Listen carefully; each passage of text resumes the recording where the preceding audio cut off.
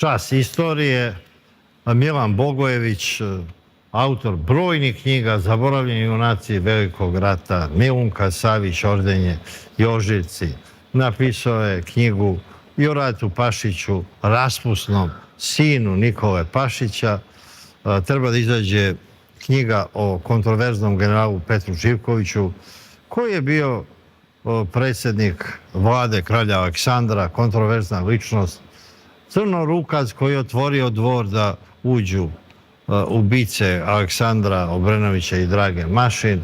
Onda je bio šef Bele ruke koja je istrebila Crnu ruku. Čovjek koji je radio interesantne stvari u obezbeđenju i Borisa Tadića i mnogih drugih, i kad bi hteo da piše savremenu modernu istoriju, to bi možda izazvalo i veće interesovanje. Bio je tu prisutan, a onda se zainteresovao kako je to nekad bilo. Zašto je zainteresovao za istoriju? Ti si hteo nešto, čini mi se, prvo upoznali smo se kad si pisao o Marseljskom atentatu, o ubistvu kralja Aleksandra. I propustima o obezbeđenju i šta je to bilo. Prvo, dobro jutro, hvala na pozivu. I kad si rekao ovaj čas istorije, izgleda da ću ja odgovarati na ovom času istorije, a ne predavati. Što i treba tako. Meni je čast da sam kod tebe i mi smo se upoznali tačno pre 10 godina kada smo snimali prvi dokumentarac, ne samo srpski, nego na prostorima Jugoslavije o atentatu na kralja Aleksandra. Ima samo još jedan, pored toga sad mađarski. Oni su snimili jedan. Snimili su neki Mađari, nešto su i Nemci i Francuzi radili, ali ovdje se niko nije bio dosjetio, nikom nije bilo bitno da o tome nešto snimi. Ja sam prvo napisao knjigu Atentat 1934. Onda kad sam video, i vi ste mi bili na prvoj promociji ovdje u Beogradu gost, kad sam video koliko je tu praznine, onda smo snimili sa 25 govornika. A interesantno da posle mene koji sam bio prvi, vi ste bili drugi koji ste govorili. Eto, to je naš istorijat. Da, ali... Što sam se zainteresovao za istoriju? Pa zato što vidim da ličnosti posebno u Srbiji, koje, pa eto, to su, možemo reći kao mali ljudi, u stvari nisu veliki, su ovdje istorijski rukavci. Ovdje istoričari kažu, to nije toliko bitno, to su istorijski rukavci i ne bave se tim.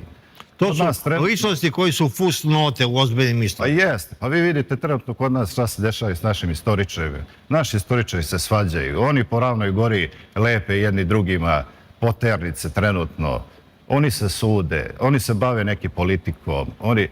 Pa evo, recimo, najveći istoričari 19. veka jedan drugog optužuju da su udbaši. I oni vode te bitke iz vremena Aleksandra Rankovića. I onda ja vidim tu jednu nepravdu prema našim ljudima. Na prvom mjestu to je bila Milunka Savić, jer ja, kao što ste rekli, bivši podoficir i Kobri i Garde, kad sam čuo 2008. godine za Milunku Savić i pričam u jedinici, niko ne zna ko je Milunka Savić. Najodlikovaniji vojnik Prvog svjetskog rata, naši vojnici ne znaju ko je. Evo, mi kad smo bili mladi novinari tamo 70. godina, njena ćerka je bila živa. I ona je davala intervjue za sve naše novine. I tako smo mi znali za priču o Milunki Savić. Međutim, u to vreme komunizma to nije nikog interesovalo. Tad su bile i ćerke, recimo ja sam razgovarao sa ćerkom Radomira Putnika, bila je živa, rodbina i Živojina Miš, sve to bilo živo, mi smo to ponovno bilo, a to nije izazivalo nikakva interesovanja. Tek kad se pojavila knjiga, roman Dobrićevo vreme smrti, ljudi su se zainteresovali za Prvi svjetski rat. Znali smo mi za srpsku trilogiju, tad su Solunci govore, junaci srpske trilogije govore i tad je počela priča o Prvom svjetskom ratu. To je označilo to buđenje srpskog naroda koje će dovesti i do raspada Jugoslavije. Ali je vrlo dozirano bilo i kad sve što ste pobrojali, vi ispostavilo se da u svim tim knjigama mi nismo imali vrhovne komandante. I u najčuvenijem filmu Marš na Drinu vi nemate jednu scenu da se pojavljuje kralj Aleksandar.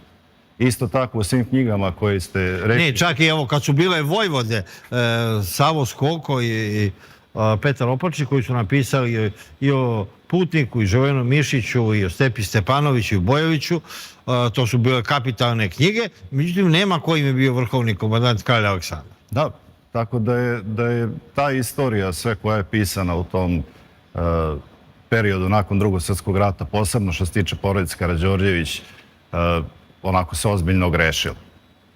Onda smo posle toga otišli u drugu krajnost, pa i kad je Milunka Savić u pitanju, od toga da se nismo je sećali, odjednom su izašli neki tekstovi koji su bili potpuno pogrešni.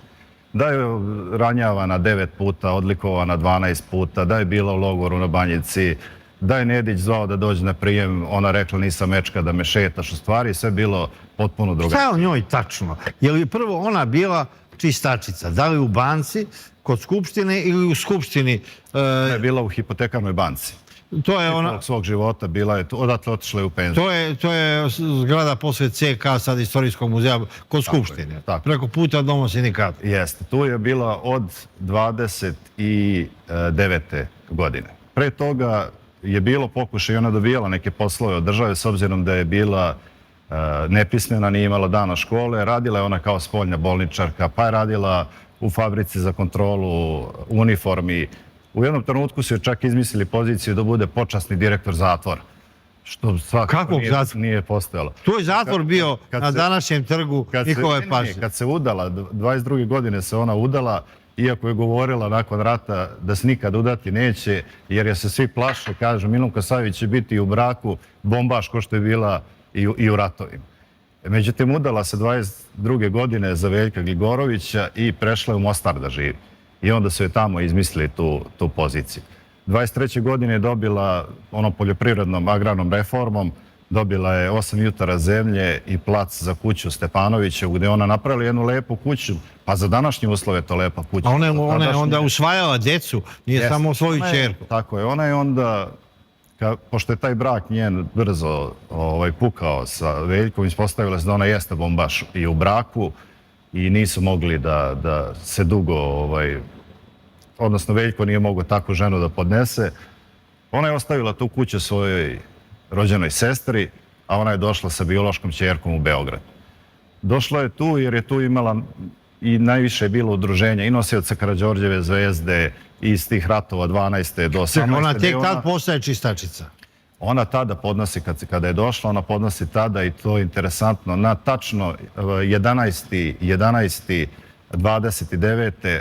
na godišnjicu od završetka rata, primirja ili pobede, podnosi zahtev za poziciju, ne čistačicu u stalnom radnom odnosu, nego najamnica, ona koja je radila kao... Ali mnogi ratni profiteri su obogatili i tad su junaci Solunskog fronta, povlačenja preko Albanije, dobijali dozvolu da prose. I većina tih ratnih junaka su bili prosjaci u Beogradu. I o tome se pričalo kao najvećeg sramoti tog doba. Ona je deo te priče. Živeli teško i jesu, da je bilo prosjaka, bilo je. Ali i tu smo otišli malo dalje, pa je rečeno... Ili su to komunisti izmišljali da prikažu? Izmišljali su, govorili su da je produžena knez Mihajlova, da je to jedino uradio kralj Aleksandar, produžio knez Mihajlov da bi više stalo ljudi da prose. Nije to istina. Mi smo imali... I da su kao najveći junaci prosili. Gospodine Mariću, mi smo imali najbolji zakon o invalidninama u Evropi u tom trenutku. Problem, naši ratnici su se pobunili 21. kada je došlo do devaluacije dinara i kada je to što su oni dobijali postalo beznačajno. Do tada oni, pored tih invalidnina koje su dobijali su besplatno lečenje, besplatne udove, besplatan ove karte za saobraćaj. Gotovo sve što je mogla, eto, tom agrarnom reformom dobrovoljci dobili te zemlje. Oni su gradili... Prva kolonizacija u Vojvodini tad je izvršena. Jeste. Oduzeta je bila zemlja i Nemcima i Mađarima i tek posle 45. na isti način. Pa ne samo što je oduzeta, veliki broj tih ljudi je otišao nakon Prvog svjetskog rata kada je došlo do prekrajanja novih granica. Jednostavno su otišle svoje matične zemlje i ostavilo se prostora za tu agrarnu reformu koja je izvedena. Ta mesta koja su deljena, pa vi kad pogledate sad preko Google mapa, to su radili sve francuski projektanti. To su najuređenija mesta u Srbiji koje je radio kralj Aleksandar. To je ideja bila sa tom novom zemljom da se i drugačije malo uredi ta nova država. Ali ti seljaci koji su bili ratni heroji, Oni su bili žrtve, to moramo da se razumemo. Preko njihovih leđa je išlo sve. Rekli ste da sam pisao tu knjigu o Radi Pašiću. Pa sve afere koje su izvedene nakon Prvog svjetskog rata izvedene su tako što je od tih seljaka uzimano. Uzimano od države, ali je bilo predviđeno ratnim reparacijama da se podeli onima koji su stradali, a to je srpski seljak. Njegove prve afere, recimo sa stočnim fondom, ne deli se stoka koja je došla iz Nemačke. Čekaj, on je gospodario i borskim rudnikom. Pašić je To je od tate nasledio. sa Vajfertom otvorio taj borski rudnik. Veliko je to bogatstvo. Trepčar, Zaječar, Kopaonik. On je imao neki 6-7 rudnika koje je dobio jednim papirom, a taj papir se zvao povlastica. I kaže, po milosti Božje i kralja Aleksandra I, ministar šuma i rudarstva dodeljuje povlasticu Nikoli Pašiću. Te povlastice, recimo na 50 godina, one su koštale 1.500 dinara. Plata profesora je bila od 1.350 do 1.550 dinara. Za jednu platu profesora mesečnu oni su dobijali rudnike na 50 godina. Onda imate žalbe. Ja sam našao žalbu, žale se iz Zaječara, Udruženje industrijalaca. I kaže, mi smo u te neke rudnike uložili već, izvukli infrastrukturu, ojačali jame, krenuli sa eksploatacijom rude, a odgovore iz Ministarstva ruda i šumarstva, niste stavili taksenu markicu od 150 dinara, te nećemo razmatrati uopšte vaš zahtev. On je to dobio, Rade Pašić je nasledio. Ali Nikola Pašić je bio slab na njega. Njemu su svi zamerali ponašanje njegovog sina i čak je on i umro poslije jednog razgovora sa kraljem Aleksandrom koji mu je rekao da sa takvim sinom on ne može da ostane u političkom životu. Vratio se u Francusku ulicu gde je tad stanovao i ubrzo je umro. To je preteče toga je sukob sa Dragišom Stojadinovićem. Rado Pašić je gotovo radio šta je hteo i nikomu nije ništa rekao dok nije naleteo, pa možda na jedinog poslednjeg Mohikanca četnika komita, a to je Dragiša Stojadinović. Čovjek koji je učio Gavrila Principa da puca, koji je pobeđivao na ovim balkanskim ovde prvenstvima u pucanju pištoljem. I on je taj čovjek iz Plejade, Voja Tankosić, Vojvoda Vuk, Vasilije Trbić, tako ti čuveni naši gerilci. On je na njega naleteo opet zbog neke mahinacije, nije to da isplati ženu jednoj u tim nekim naplatama i aferama. Ona se požalila Dragiši Stojadinoviću, krenuo je rat i kada je Nikola Pašić trebao da ode kod kralja Aleksandra po novi mandat, ovaj nije mogao da izdrži, poslao neke svoje prijatelje da zaprete Dragiši Stojadinoviću. I rekli mu, šalje ti Rada Pašić pozdrave i da znaš, za 2 dana će postati ponovo Nikola Pašić premijer Srbije, a onda ćeš sve da naplatiš ovo, sve ćemo ti naplatiti ovo što si radio. Ovaj brzo štampa 4000 primjeraka nekog narodnog dela da je on izvlači sve to što se je sudio dokaze. Ali Rada Pašić nije znao da je Stojadinović imao originalni ugovor koji je Rada Pašić potpisao sa 2 banke gde je napisao da mu je žirant kralj Aleksandar lično. Nikad nije doneo tu menicu i ovi su te pare na kraju vratili, nisu ni uzeli. Dragiša Stojadinović je poslao to kralju Aleksandru i on je s tim dočekao Nikolu Pašića. Pitao ga u vašem ovom mandatu, ako bi vam dao, čime bi se vi bavili? On je rekao, obrazovanje, vaše visočanstvo, nakon ratova zapostavili smo omladinu. On mu je gurnuo te papire i rekao, ćete obrazovati decu Srbije kao što obrazujete vašeg sina. On je pogledao, kaže, pa ovo su sve klevete sa suda. Onda mu je dao taj ugovor i rekao, evo nešto novo za vas. Kad se vratio kući, čekali su ga tu neki prvaci radikalni da proslave što je dobio mandat. On je ušao i rekao je, 2 puta ponovio samo, ubije me moj Rada, ubije me moj Rada. Otišao je, legao je u spavaću sobu, imao je moždani udar, pokušavali su da mu naprave kompresiju tako što su mu ispustili krv iz leve ruke. Pošto je iskrvario na tom krevetu, prebacili su ga na krevet od sluge, to je obično vojni krevet, a štampa je onda sutradan napisala veliki naslov Nikola Pašić preminuo na vojničkom krevetu, želeći da istaknu njegovu skromnost. Nikola Pašić je bio sve, samo nije bio skroman čovjek. Ali eto kako se napravi istorijski. Evo, sticajem istorijskih okolnosti nisam znao pročitao sam sjećanja u Torontu koje je pisao unuk Nikole Pašića, Radetov sin, advokat Nikola Pašić, i on je pričao kako se sa decom drugom igrao u kući u Strahinjića Bana 65, kako se peli na tavan, tako.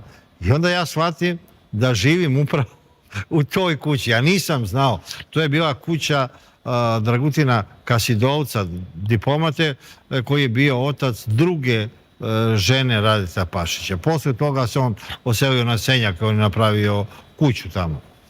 Interesantno za tu kuću što je pravio Andrej Nikolića 19, tu su ga svi izvođači radova tužili. On je bio preteča, ono što pričaju posle da su radili ono Zemunci, da su gradili, daju jednom, pa kad istroši pare, onda daju drugom, trećem. To je radio Rade Pašić. Njega su tužili baštovani, neki Engleze je doveo u to vreme za 415.000 dinara.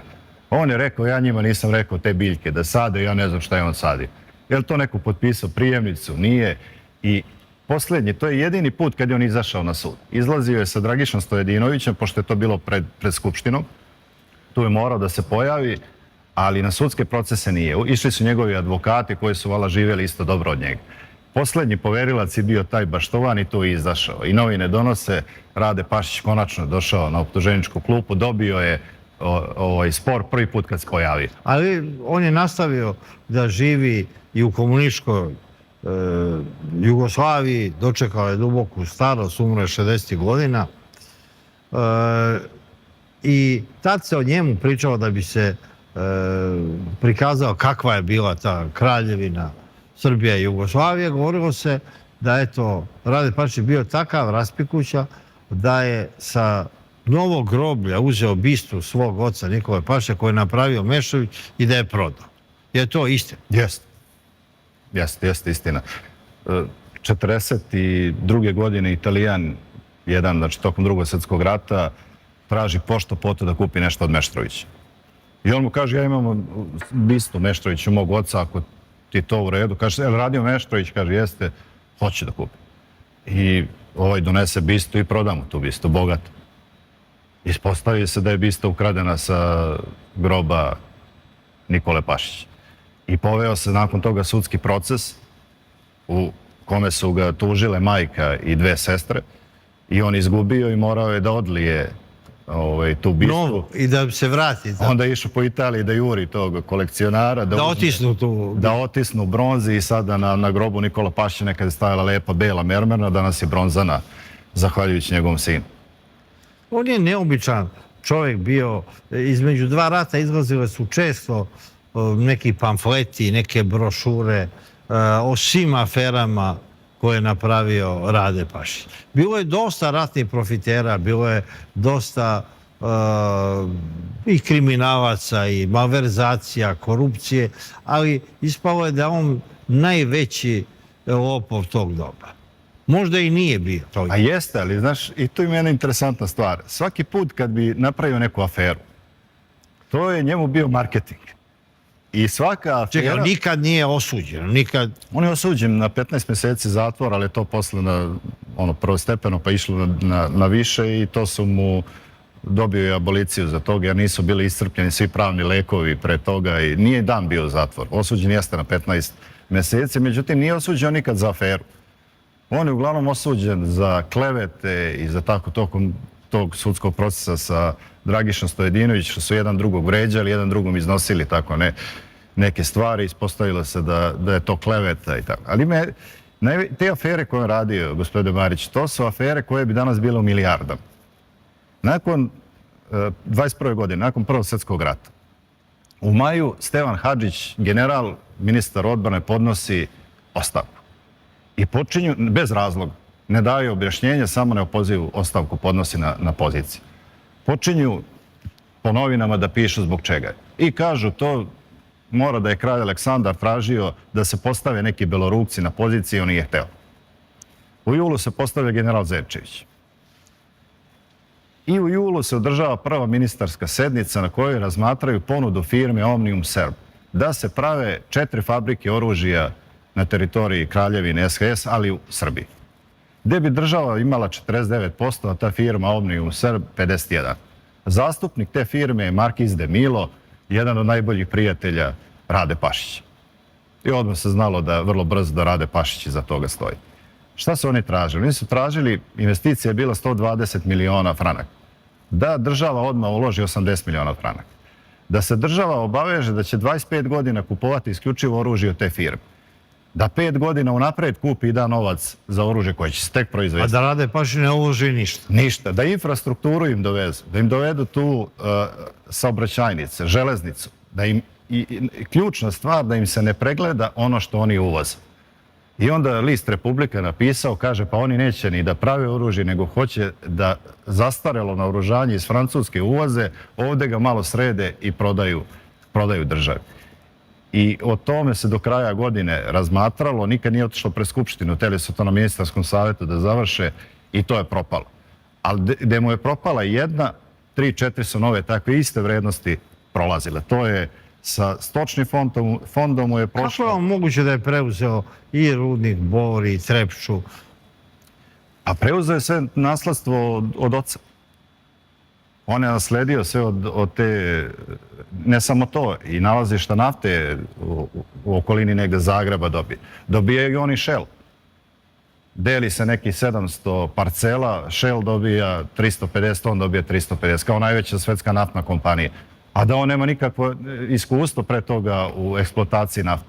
I on tek 39. godine to prodaje firmi za koje se osnovano sumnjalo i na kraju ispostavilo tačno da je stajao Gering. I oni kreću 39. eksploataciju za nacističku Nemačku. I rade to do 42. godine. Kako je moguće da je ostalo na slobodi u komunističkoj? Pa kažu da je on nakon toga trgovao informacijama u vezi tih rudnika.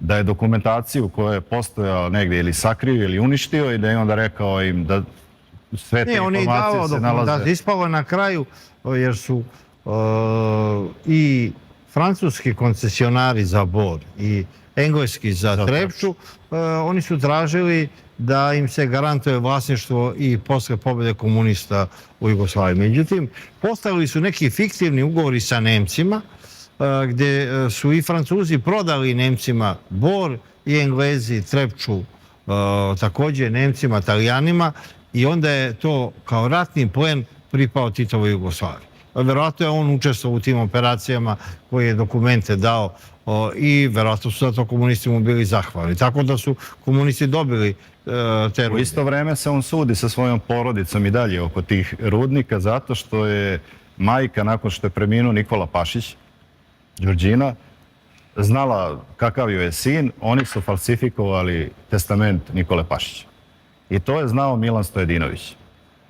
Za uzvrat, i on je to držao kod sebe u fioku, te dokaze, za uzvrat je Đurđina morala na svaku godišnjicu smrti Nikole Pašića da izađe i da kaže jedini pravi naslednik politike Nikole Pašića je Milan Stojadinović.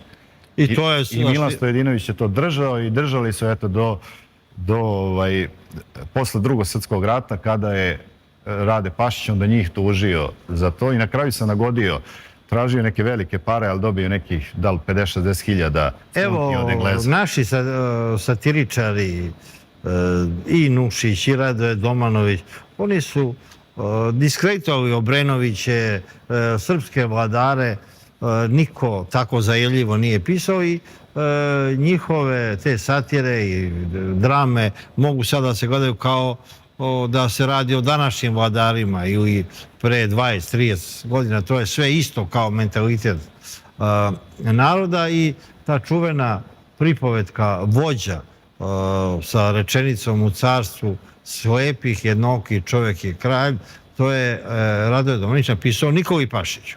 On je bio prepreden čovjek, vrlo vešt.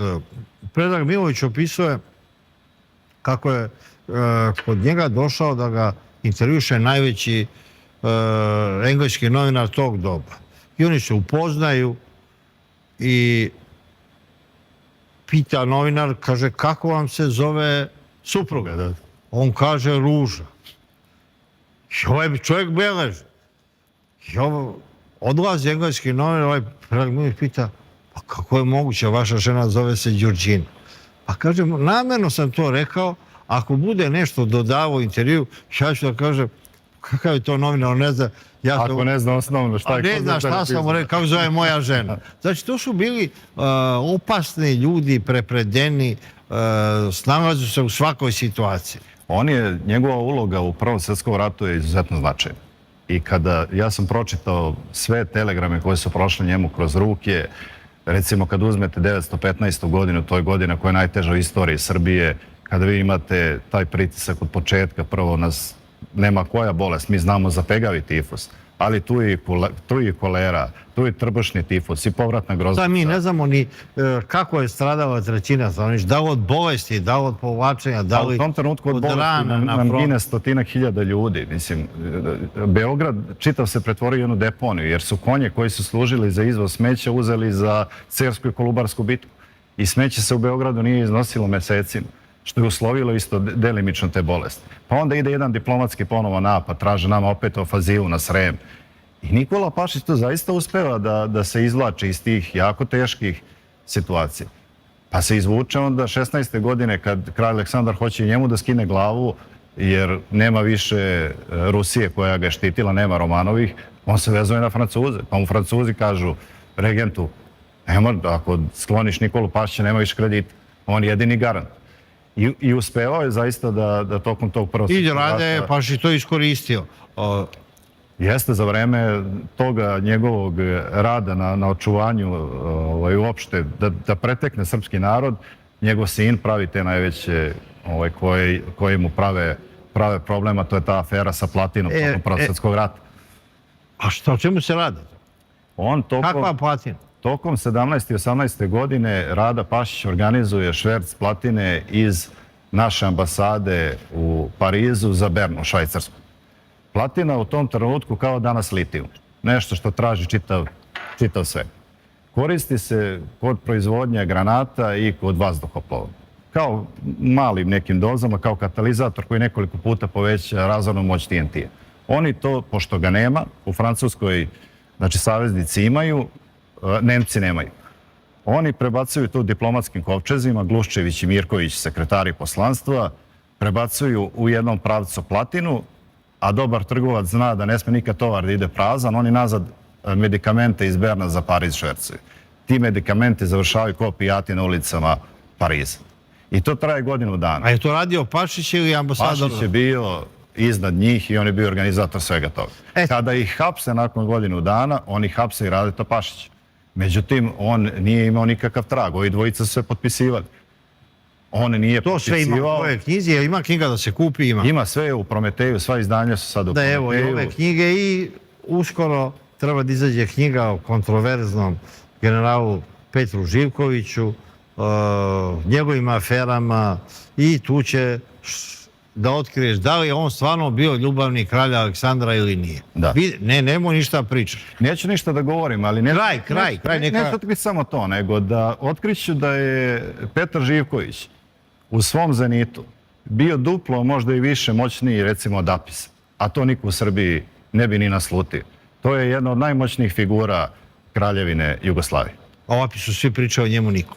O Apisu i dan danas svi pričaju, o generalu Petru Živkoviću pričaju, kao što ste vi rekli, samo kao homoseksualac, on je bio daleko više od toga. Evo, da sačekamo i tu knjigu. Hvala ti puno. Hvala vam.